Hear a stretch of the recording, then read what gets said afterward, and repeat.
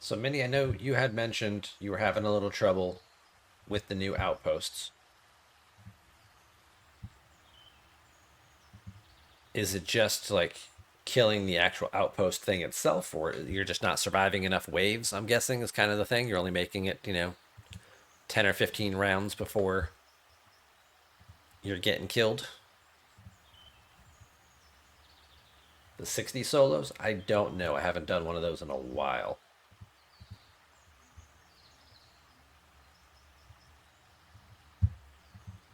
But to anybody who's stuck on outposts or having some struggle, obviously the first thing I'd recommend is pulling up the spreadsheet, which I will share the link to in the chat in case you don't already have it.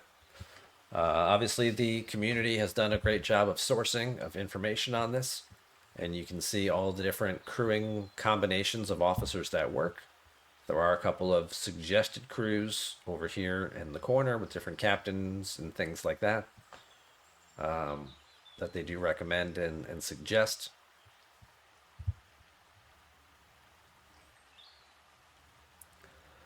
Personally, what I've been using right now is I've got 5 of 11 for mitigation because he's one of the only officers that gives you mitigation. And then Lorca and Khan with him. And then below deck, I've got Pelia for isolytic defense because she always helps. And then it's really just about stacking stats and stacking health to boost the mitigation ability on 5 of 11 here because your other mitigation officers, Paris and McCoy, don't work below deck. They don't work. None of your Voyager people work below deck. None of your Wrath of Khan people work below deck. So you have what your options are for below deck people is you've got Joachim and Pelia for or Joachim and Pelia for isolytic defense, and then you've got a couple of your old officers from lower decks, which have some very basic generic abilities. You do get Pick Hugh, who's a good one. Odo, who might help with crit a little bit, crit damage to try and speed some things up. But you're not looking at a lot here in terms of officers with specific abilities that are very helpful. You're losing your Milana Torres, your Tom Paris, your morale trigger and Harry Kim, and burning with Neelix. Like all of that kind of goes away.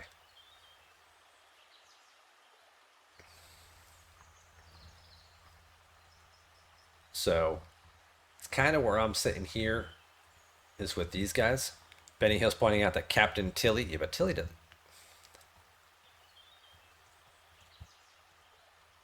if I recall, doesn't do a whole lot else.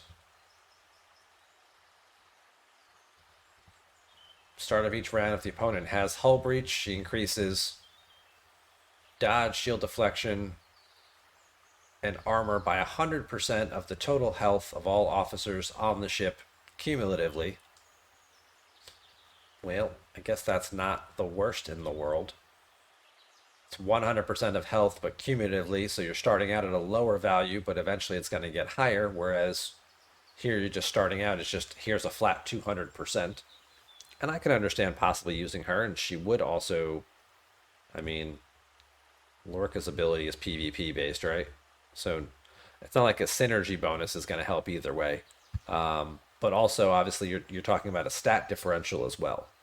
Her particular ability here, if they have hull breach, Lorca's only an 80% chance. So there are possibly rounds that you could miss with her getting the hull breach. And then while it does stack into the later rounds and build progressively, you're also starting out at a deficit. So those first 2 or 3 rounds, you could potentially be taking more damage. And then again, she also does have lower stat values than, say, 5 of 11. So if your Tilly is an option you have, you can certainly take advantage of that and it may be more successful for you. As with anything that has to do with crewing, the tier and level and stats of your particular officers are definitely going to make a big difference.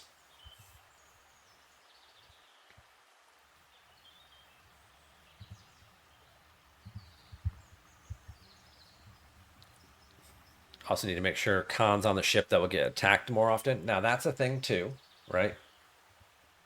Depending on how you outline your ships, one ship tends to get attacked more than the others. From it usually ends up tending to be the more of the. I think I may have to flip these too, because it seems more often than not the cube is the one that gets attacked more. So I might want to flip Khan and Riker here.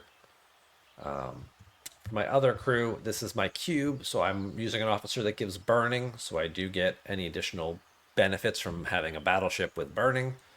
I've got Riker over here because this thing shoots a bunch of weapons.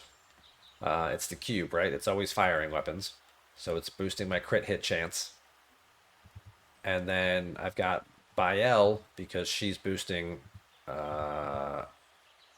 armor by 1100% because she's only tier 4.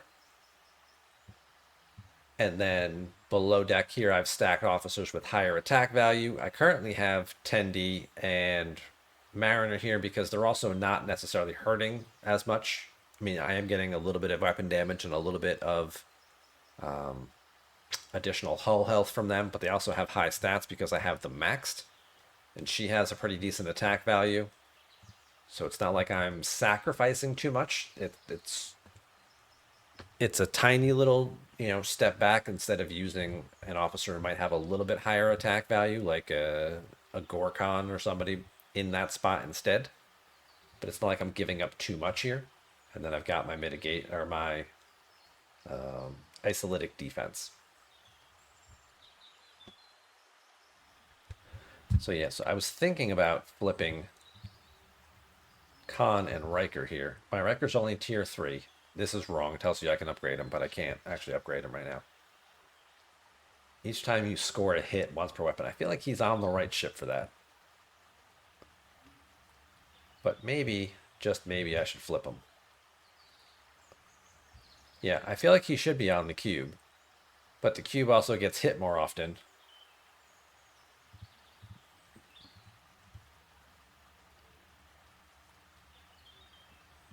So I feel like maybe he should be over here.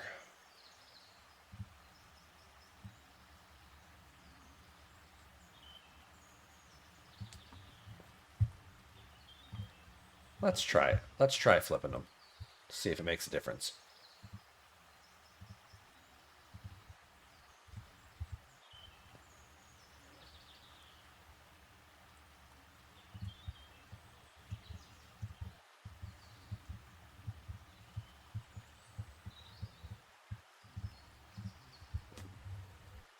Is stfc.space working today?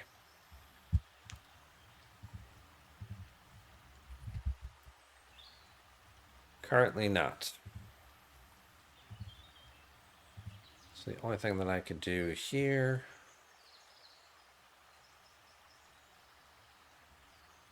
I'd have to go into settings. I have to clear my cache to try and, yeah. Because for some reason this website has all kinds of, well, I know it has all kinds of issues. What was I thinking? Never mind.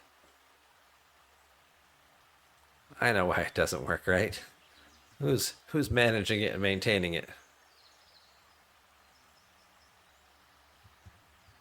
Let's clear that.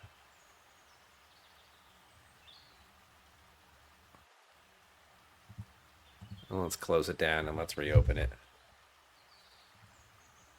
And let's see if we can't look now.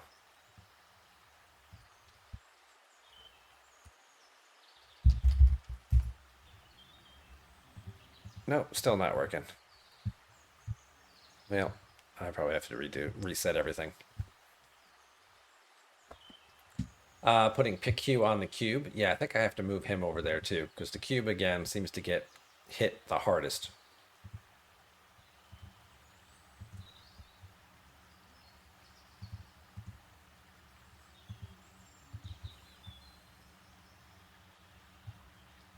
So that's certainly something else to shuffle around. Because that's the thing too, is figuring out which of your ships tends to get hit more often than others.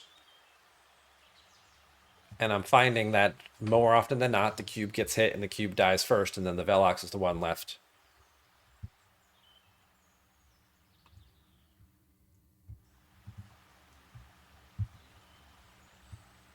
So let's put Hugh back on this ship. Who are we taking out? Probably Tendi. I know it seems counterintuitive to take away hull health, but she also has the lowest stat value there.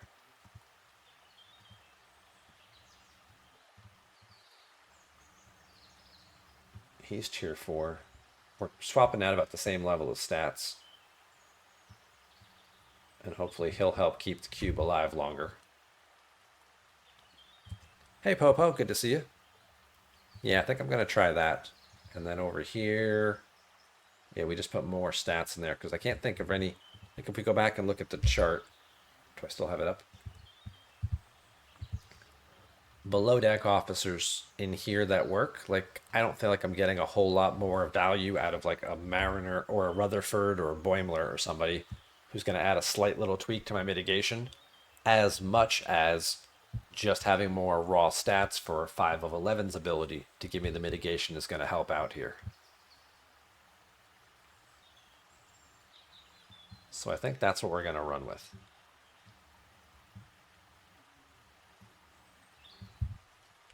As far as some of the other stuff like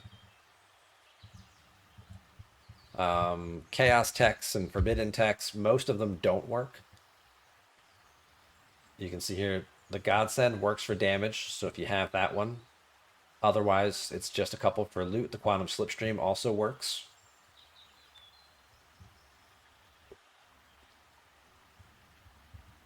Minnie takes a screenshot. Tibbs changes his cruise. Yeah. I made a couple little tweaks because I'm trying to see if I can improve on this. Because what I've typically been getting is somewhere around 50 rounds with the crews that I've been running with. Usually I make it to about round 50. Somewhere around 40, the cube dies, and then the Velox goes for about 10 more rounds before it dies. So I'm trying to see if I can't stretch this out a little further. But this is what I got on ship 1. And obviously your crew will change because some of these guys here, like the Borg Queen and Crass and Kang, they're only here because of their attack value. Because her specialty ability to give me extra mitigation is solely based on attack. So I'm just padding that stat as high as I can. You can see my attack value is double what the other stats are.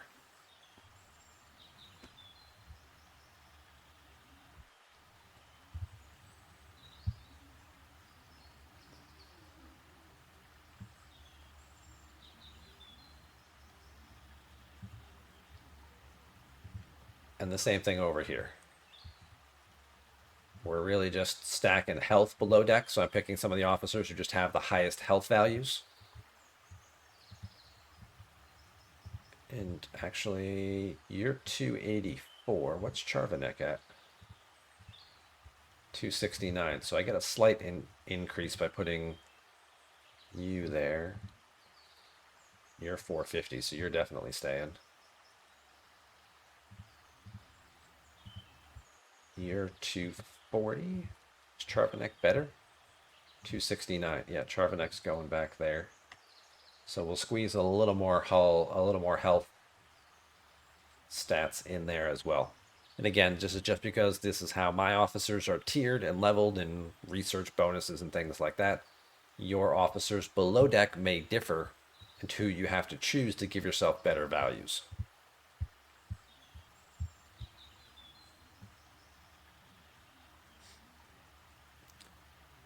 Nukes is suggesting any ship that has a shot firing pattern like the cube, you would want to use officers like Nero or Gorkon or Riker over, say, Lorca or Giorgio.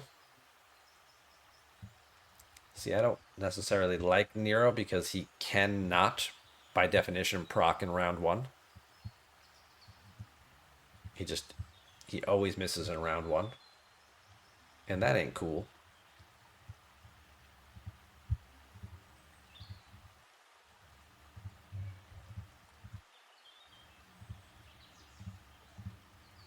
All right. Now, the other thing about this particular chart, we bring it back up, is also to note that there are different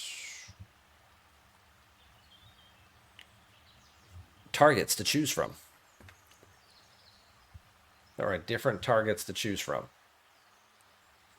I find the Borg ones to be a little easier because their main ability is isolytic damage bonus and isolytic defense between Research and Pelia and Joachim. You tend to have more of that. Plus, easiest to counter. Once you take the outpost, the first thing you can do is also upgrade your isolytic defense. So I feel like this works out better than trying to take out some of the other ones. I've never tried the other ones. This particular one has a lot of Apex barrier to it, but Apex Shred is not fun because you don't really have access to that ability because all the people who do Apex Shred, their officer and below deck abilities don't work because they specifically say something like hostile or whatnot. So I find the Borg ones to be the easiest to fight, and the people who make the chart do agree with me. And those can be found out near the Romulan systems. And I also find it beneficial to slightly punch down. Because if you're going to go in and look at the rewards, if we can find one that's open, you're getting some 18,000 base loot, and then as you make it through the hostels, that's kind of what you're getting there. And this could be worth up to another 18,000 of the solo outpost credits for a grand total of 36,000. Whereas if I went to punch down to a 60, I'm sure I could just look this up on the chart, but since I'm right here, that's a huge drop off, right? I'm going down to 1,800 from 18,000. So even if I don't make it all the way through, like I could do a 60 and I could probably finish the whole thing, but I'm going to get way less loot than if I do the 63 and only make it halfway.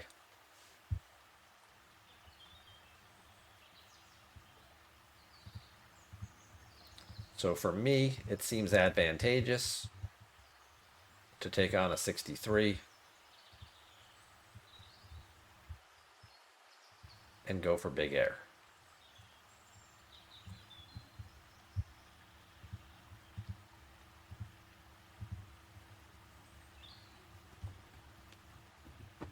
Chang's another officer I haven't tried yet using. I do understand some people have had some pretty good success with him.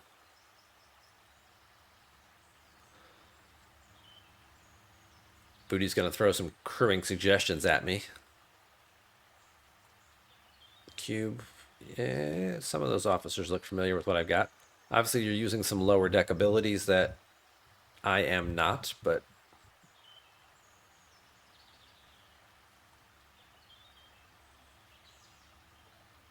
Sam has been using Chang as well. For those of you curious, who is this Chang guy? Who's this Senior Chang these people are talking about? It's his officer ability here. If you do a critical hit to the opponent while they have hull breach, so you got to have a double little whammy there, but hit him with a critical while they have hull breach, then he's got a 50% chance of delaying their next weapon attack so you don't get shot.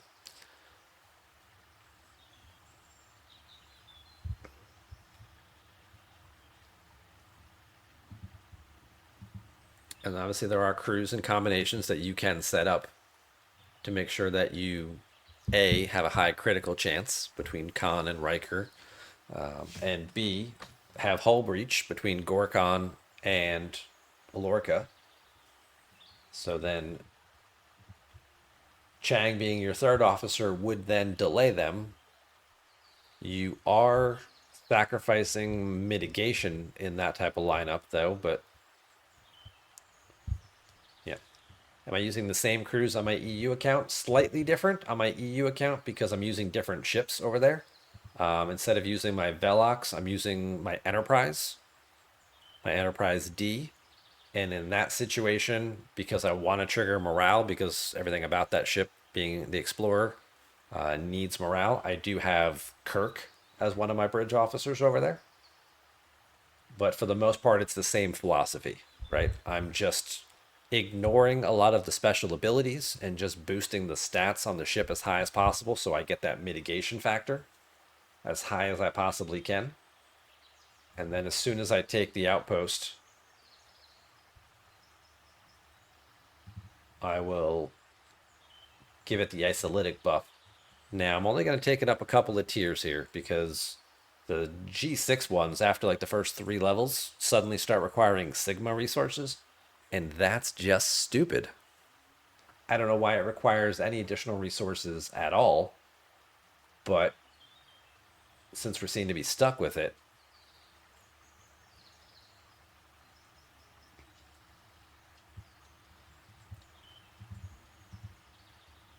we'll do some upgrades here.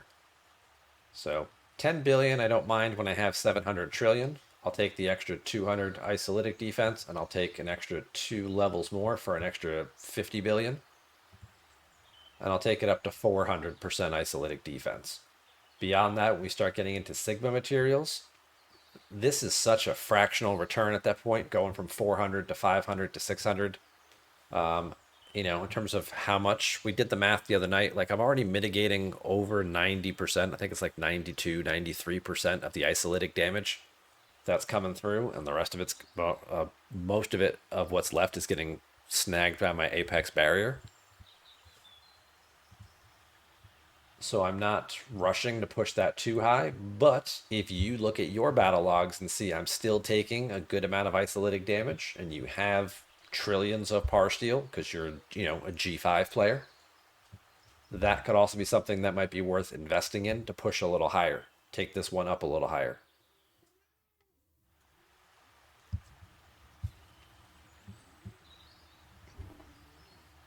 Why, hello, cat.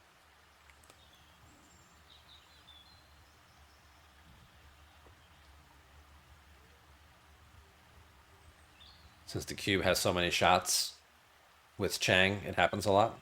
I could see that. I could see that happening.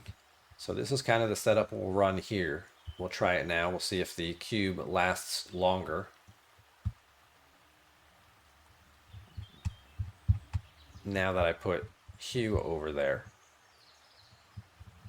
Because we'll see at the start of round 2, the cube is repairing that's 11 million hull health the cube got back. So having Hugh over there might certainly help things out a little bit.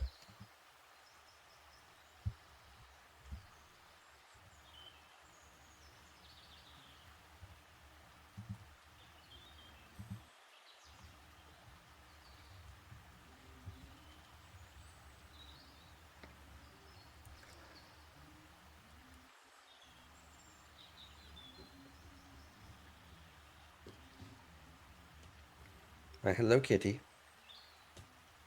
Are you trying to tell me something? Yeah, you're saying wrap it up. I'm hungry. You're in my chair.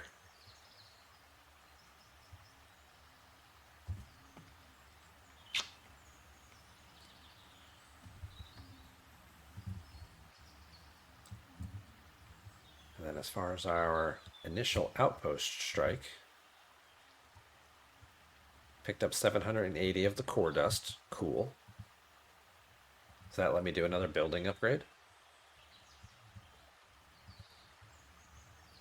Nope. Sure don't. Alright.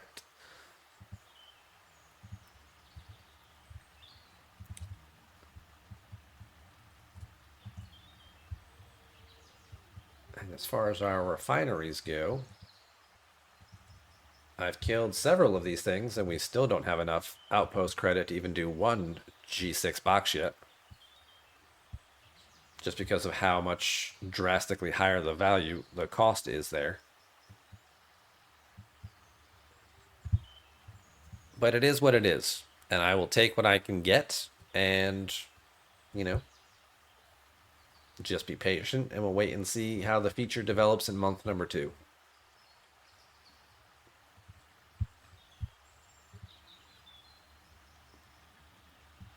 Not going to drive myself batty.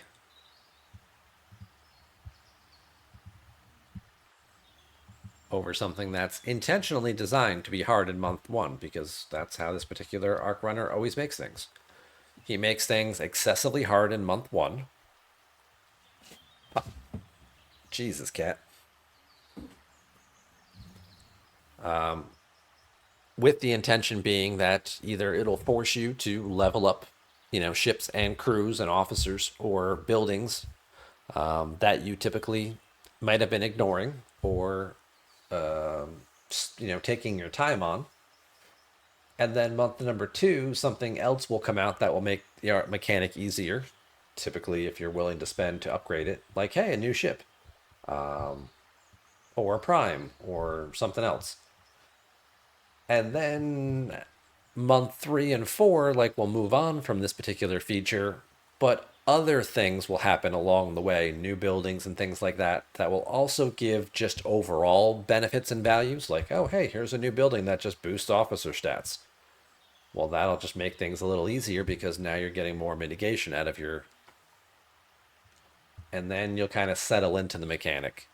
Month three, month four, month five. And if it was a new ship that was released in month two, by month five, hopefully now you've free to play earned said new ship because it's been 100 days. And now the mechanic gets even easier for you to work on. And then you can enjoy it to its fullest extent 6 months after its initial release.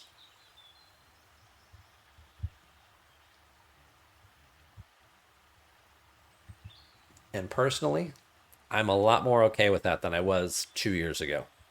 And I'm actually enjoying the content for what it is and not driving myself insane trying to keep up with other people or trying to feel like I'm missing out on something. I'm not. I'm not missing out on something. It will still be there when I get there 6 more months from now. It's fine. It'll still be there. It's not going anywhere. It's not like they're just going to delete it and take it out. Well, actually, they could delete it and take it out of the game. But if they do that, it's because it wasn't working very well anyway. So, if I had spent money trying to make sure I was ready and able to chase flashpoints and then they took it out of the game, I'd be really pissed off. But since I didn't, I don't even mind that it's gone.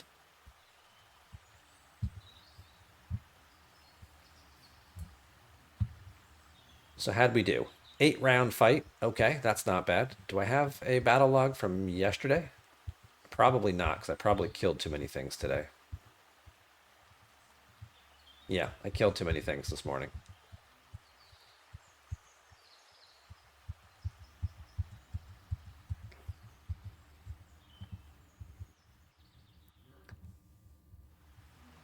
No one chased flashpoints, that's why it dies. Yeah, and this particular piece of content, we don't know what it's going to structure is. Obviously they talked about when the arc is over, it's going to become periodic, like invasions or flashpoints was supposed to be, or, cow, or, the Borg cube event, mega cube. Obviously, it'd be some type of periodic structure to it.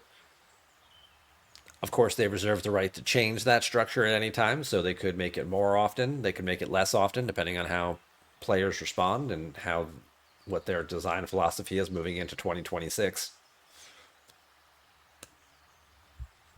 But since the rewards don't wow me, I mean, obviously, yes, they're helpful. Every little bit helps. But since those rewards don't wow me, it also doesn't feel like something that I need to pressure myself into doing faster.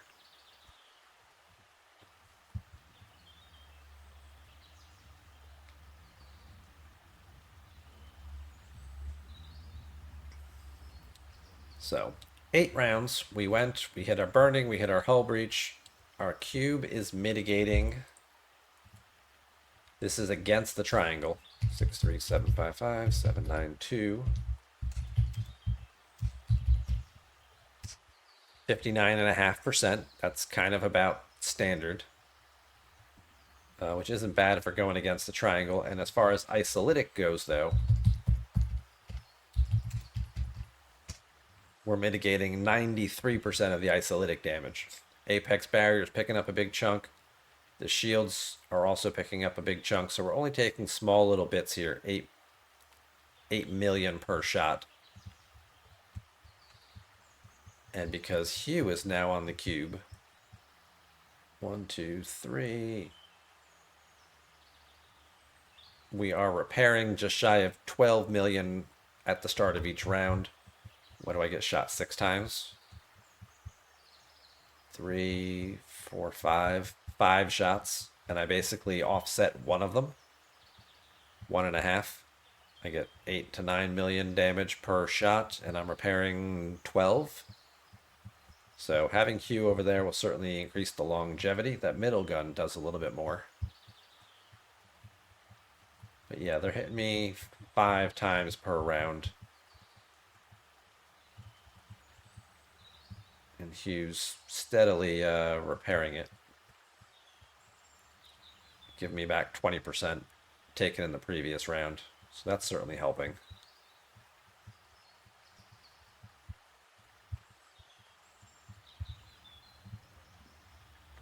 And since the cube gets hit more often than the Velox,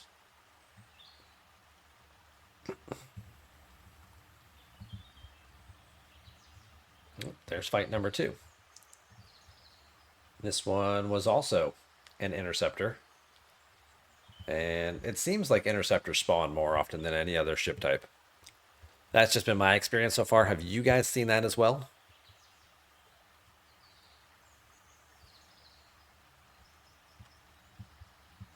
Maximus, thank you for the follow. Appreciate that. And since these things attack where it's going to go against the thing it has the strongest chance against as far as the combat triangle goes, so the interceptor is always going to attack the battleship. And since it seems like there's more interceptor hostiles that spawn, maybe it's just my imagination, but I feel like that's the case.